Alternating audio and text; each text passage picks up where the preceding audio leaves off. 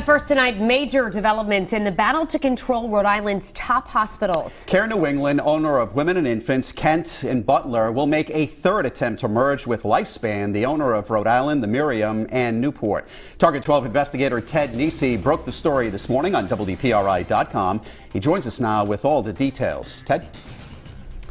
Mike, it's been the biggest question in Rhode Island healthcare. What's going to happen to cash-strapped Care New England and its hospitals? For the last 2 years, Boston-based giant Partners Healthcare has been trying to acquire Care New England, making it a division of Brigham and Women's. But today, Partners withdrew its bid after Governor Gina Raimondo backed a different deal. She says she wants Care New England to make another go at joining forces with its local rival Lifespan in partnership with Brown University's medical school. Raimondo explained her move to reporters today at the State House. For as long as I can remember, we have said what Rhode Island ought to have is our own locally managed, high quality, affordable, integrated, Rhode Island-based academic medical center. And for whatever reasons, it's never been able to happen. Let's forget about the past and look at the vision and see if we can't come together and have the strongest possible locally based system that we can have. And as the governor alluded to, their previous attempts to combine Lifespan with Care New England have fallen apart. Coming up new at 6, we'll have details on the timeline she's setting for the hospital groups to figure this out.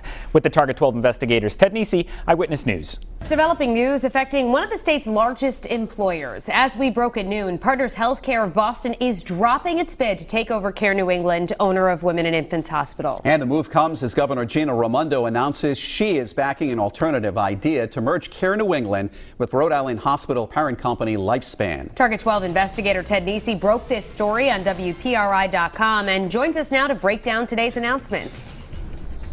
This story involves so many players and so many twists and turns, it can be hard to keep track. But the bottom line is this: some of Rhode Island's most powerful leaders will try to bring the state's top hospitals under common local ownership.